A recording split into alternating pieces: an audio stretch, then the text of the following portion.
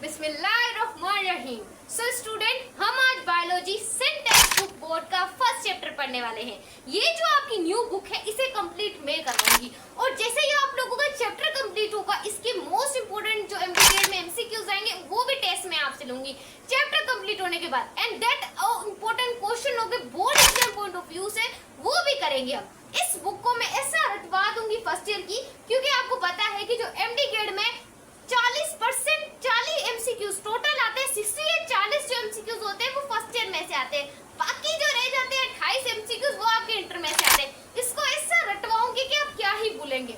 आज हम पहला टॉपिक स्टार्ट करने वाले हैं अल्लाह का नाम लेकर, और आपने इस वीडियो के साथ जुड़े रहना है, सही है। उसके बाद केमिस्ट्री, बायोलॉजी, फिजिक्स सब मैं पढ़ा रही हूँ, सो इस चैनल को सब्सक्राइब कर लीजिएगा। इसके लिए आपको बहुत फायदा है, जिससे ही कोई न्यू नोटिफिकेशन आएगी सबसे पहले आपको मिलेगी। अगर आप हमें अच्छा फीडबैक देंगे, मोटिवेशन देंगे, तो हम आप लोग के लिए और अच्छा काम कर पाएंगे। सो बिना टाइम को वेस्ट किए बगैर हम लेट्स गेट स्टार्टेड करते हैं। सबसे पहले हमारे पास होता है एटम। देखिए बच्चों, एटम क्या होता है? एटम आप उसे कहते हैं एवरी मैटर, जब एवरी मैटर मेड अप होते हैं तो क्या बनता है? एटम बनता है। ये मार्कर है, ये मार्कर भी किससे मिलकर बना है? एटम से। ये बोट किससे मिलकर बना है? एटम से, सही है। काफी ज्यादा आप लोगों के सामने चीजें होंगी, वो सब एटम से मिलकर बनी है। क्लियर हुआ? उसके बाद हमारे पास आता है कि एटम एक और बायो में एक नई चीज आई है इस चैप्टर के साथ साथ, कि जो एटम है वो मेकर केमिकल बॉन्ड, वो केमिकल बॉन्ड बनाते हैं। वो जो केमिकल जब बॉन्ड बनाते हैं तो आप उसे क्या बोलते हैं? मॉलिक्यूल बोलते हैं। क्या बोलते हैं? मॉलिक्यूल।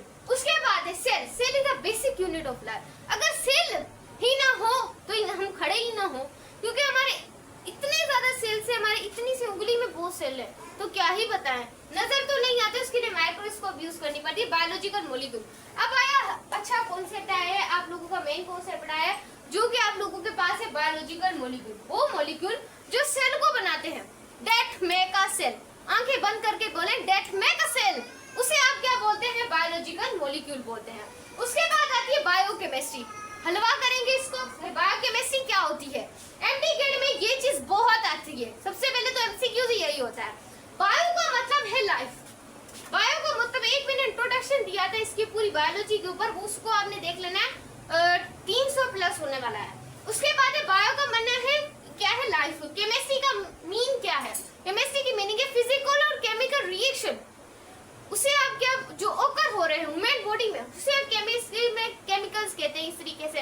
और बायो जो मॉलिक्यूल्स है that make an body mass of living organism. उसके बाद है वो ब्रांच है बायोलॉजी की, मेरे साथ पढ़े आप, वो ब्रांच है बायोलॉजी की जहां पर आप स्टडी करते हैं केमिकल बेसिस, केमिकल की बेस पर लाइफ को। मैंने अभी बताया केमिकल की बेस पर लाइफ को, या केमिकल कंपाउंड की बेस पर लाइफ को, तो आप उसे क्या बोलते हैं? बायोकेमिस्ट्री बोलते हैं। सिंपल कॉन्सेप्ट है, कोई बड़ा, ये बायो आसान है, मुश्किल थोड़ी है। क्रिस्टल क्लियर करेंगे, एंजाइम वाले चैप्टर को क्लियर करेंगे, बायो एनर्जेटिक को क्लियर करेंगे, हर चीज आपको प्रोवाइड होती जाएगी। Importance of biochemistry. इंपोर्टेंस क्या है? देखिए, process that are being carried out in bodies. अब देखिए वो प्रोसेस जो कैरी होता है कहां पर? हमारी बॉडीज में। अगर हम प्रोटीन की बात करें, अब देखिए डीएनए। डीएनए क्या होता है? फुल फॉर्म आपको पता है? Deoxyribonucleic acid. क्लियर हुआ? और डीएनए क्या बनाते हैं? प्रोटीन बनाते हैं। ये भी हम किस में पढ़ते हैं? बायोकेमिस्ट्री में। Crystal clear. उसके बाद abnormal mechanism that lead in a disease. अब देखिए म्यूटेशन हो जाती है, डीएनए में कोई खराबी आ जाती है। जैसे कोई बच्चा होता है, उसके यानी कि हाथ नहीं होते, इस तरीके से रिप्लिकेशन हो जाती है। सो ये जो म्यूटेशन, ये सब हमें बायोकेमिस्ट्री बताती है कि शायद कुछ डीएनए में खराबी आ गई हो, इस वजह से बच्चे में ये एबनॉर्मलिटीज आ जाती हैं, क्योंकि कहीं कहीं हमारे में खराबियां भी हो जाती है कुछ बॉडी में प्रोसेस होते वक्त। उसके बाद है मेडिसिन की डेवलपमेंट, ये भी बायोकेमिस्ट्री।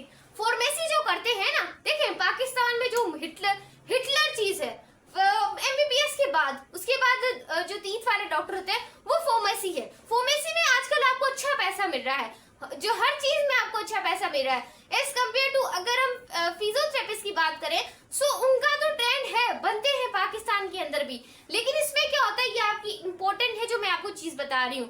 फिजियोथेरेपिस्ट ये होता है 10वें नंबर पे आता है, बट उसमें पाकिस्तान में सिर्फ पाकिस्तान पैसा ही उससे ही लेता है, बट वो करता कुछ नहीं है, हर हर चीज वो पैसों से, हाँ वो अगर अच्छे खासे करता है कोर्स, जैसे कि हो गया हमारे पास पीएचडी हो गया, ऐसे कोर्स करता है, तो ये सारे जो कोर्स अगर वो करेगा तभी उसे कहीं जॉब मिल पाएगी। And as compare to pharmacy, जो फार्मेसी करते हैं उन्हें जो होते हैं ना, जैसे कि वो अगर लम्स में ज्यादातर करें वो, क्योंकि अगर आपकी सिलेक्शन एमबीबीएस में नहीं होती तो काफी ज्यादा कैटेगरी है, तो आप फार्मेसी को चुने। किसको चुने आप? फार्मेसी को चुने। बहुत अच्छी कैटेगरी है, आज पाकिस्तान में फार्मेसी वाले अच्छा खासा पैसा छाप रहे हैं। तो आप लोगों ने भी, अगर आपकी उसमें नहीं होती तो फार्मेसी में चल जाए आंखें बंद करके। तो ये टॉपिक था मेडिसिन की जो डेवलपमेंट करते हैं। उसके बाद है how does cell combine with other cell. अब देखिए सेल कंबाइन होते अदर सेल, देखिए डॉक्टर का कोट ही तो पहनना है, काहे को कोई दूसरा ही पहन लेते हैं, बट ये नहीं कि उसमें नहीं हुए तो उनको इसमें भी नहीं होंगे। उसके how does a cell grow, कि सेल ग्रो कैसे होते हैं, ये भी हमें कौन बनाता है? बायोकेमिस्ट्री बनाती है। उसके बाद आप काफी ज्यादा कोर्स कर लीजिएगा। उसके बाद है हाउ इज कैंसर काज, जो कैंसर हो जाता है वो काज करता है, ये भी बायोकेमिस्ट्री। पहले क्या हुआ था? कोरोना आया था, सही है, कोरोना आया था, तो कोरोना में क्या हुआ था कि जो बुरे बुरे लोग थे उसकी तो सफाई हो गई थी, भाई खत्म हो गई, जान छुटी, भाई सफाई हो गई थी। एज कम्पेयर टू जवान जवान जो लोग थे वो बच गए थे। क्यों बच गए थे? एजिंग के हिसाब से, उनके अंदर अभी अभी न्यू थिंग्स है, इस वजह से वो साफ सफाई कर दी। फिर 3 मंथ के बाद जब कोरोना आया तो हम लोगों ने वैक्सीन लगा ली, क्या है तो मजा है।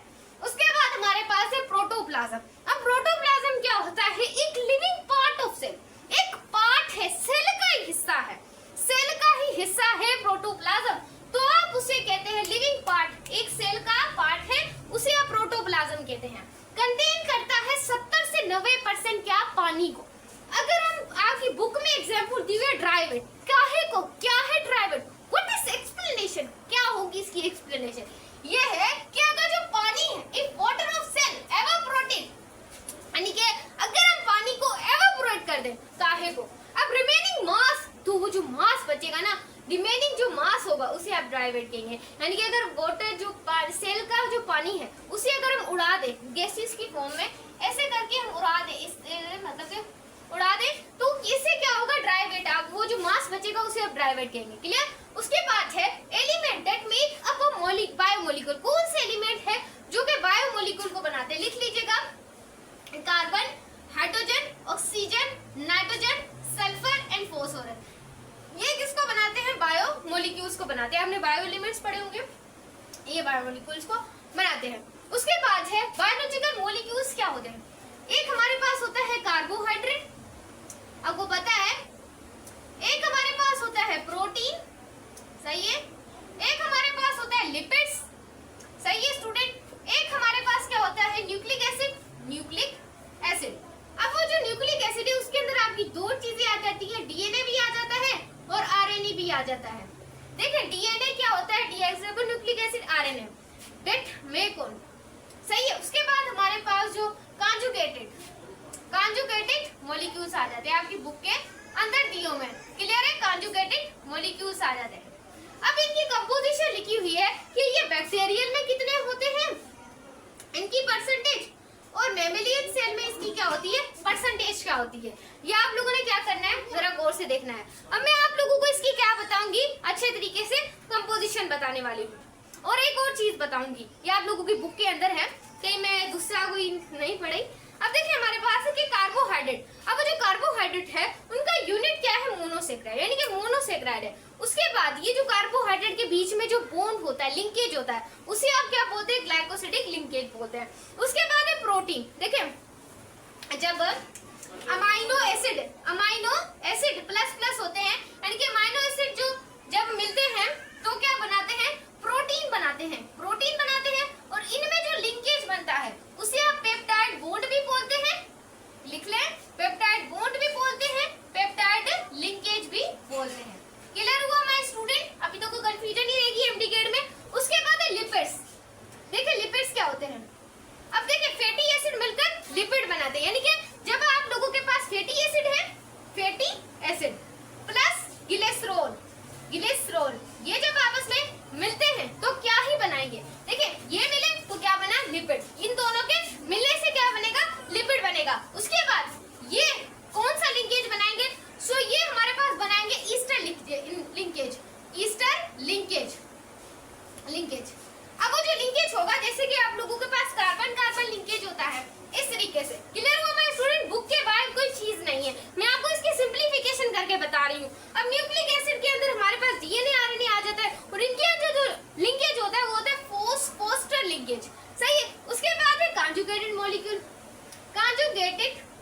मॉलिक्यूल्स। इसमें डिफरेंट हमारे पास होंगे लिंकेज, जो डिफरेंट क्योंकि ये खुद ही क्या है, डिफरेंट है।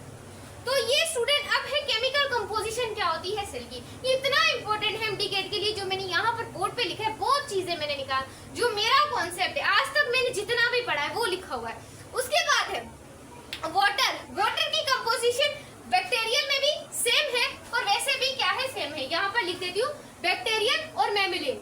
अब वाटर की परसेंटेज दोनों में सेम है, सही है। उसके बाद अगर देखें प्रोटीन की है बैक्टीरियल में 15, मैमिलियन में है 18। उसके बाद कार्बोहाइड्रेट 3 है, वहां पर 2 है। बस 2 चीजें आप लोगों को मैंने समझानी है, वो है डीएनए और आरएनए। ये बच्चों को कॉन्सेप्ट समझ नहीं आता कि डीएनए में और जो आरएनए है इसमें बैक्टीरियल और मैमिलियन में क्यों फर्क आ जाता है, क्योंकि डीएनए में जो आप लोगों की होती है वो 1% होती है और यहाँ पर क्या होती है, जो हमारे पास मैमिलियन में होती है, सॉरी यहाँ पर इसकी क्या लिखेंगे, कंपोजिशन लिखेंगे, जो कंपोजिशन है वो लिखेंगे, ये बैक्टीरियल में और ये किसमें, मैमिलियन में। क्लियर। उसके बाद ये जो 1% होती है, उसके बाद अगर देखा जाए कि ये यहाँ पर मैमिलियन में तो 0.5 है, और इस तरीके से अगर हम आरएनए की देखें तो 6 होती है, यहाँ पर 6 है और यहाँ पर हमारे पास 1.10। अब देखिए कि यहाँ पर डीएनए और जो आरएनए, डीएनए और आरएनए इसमें बैक्टीरियल में ज्यादा है, मैमिलियन में हमें क्यों कम है, क्योंकि आप लोगों को पता है कि हमारे क्या होती है, इस तरीके से मेम्ब्रेन्स होती हैं, इनके ऊपर कोई मेम्ब्रेन नहीं होती बैक्टीरिया के अंदर। हमारे इस तरीके से क्रोमोसोम आपस में क्या होते हैं, मेम्ब्रेन चढ़ी होती है और इसमें नॉट स्पेस, इसमें इतना स्पेस नहीं होता, स्पेस नहीं होता और इनमें बहुत स्पेस होता है। इस वजह से इनकी ये चीज क्या होती है, ज्यादा होती है। क्लियर हुआ, क्लियर हुआ, क्लियर हुआ माय स्टूडेंट। तो ये है, इतना कॉन्सेप्ट मैंने आपको बताया है। कल हम क्या डिस्कस करने वाले हैं, कल हम बच्चों डिस्कस करने वाले हैं कि हाइड्रोलाइसिस के बारे में डिस्कस करने वाले हैं और कंडेंसेशन के बारे में हम डिस्कस करने वाले। उन लेक्चर को आपने कंप्लीट देखना। इतनी इन्फॉर्मेटिव मैंने ये वीडियो बनाई है, जिस बच्चे ने भी देखी होगी इंशाल्लाह उसका कॉन्सेप्ट क्लियर हुआ होगा। अगर आपको हमारी वीडियो अच्छी लगे तो आपने एक काम का लाइक, शेयर, सब्सक्राइब, और फेसबुक पर ये अकाउंट है दुआ रिजवान, उसे भी फॉलो कर दे, टिकटॉक को भी फॉलो कर दे। वहाँ पर तो माशाल्लाह बहुत फॉलोवर, लेकिन आपकी यूट्यूब पे मुझे क्या चाहिए, व्यूज चाहिए और सपोर्ट चाहिए। मिलते हैं नेक्स्ट वीडियो में, तब तक के लिए।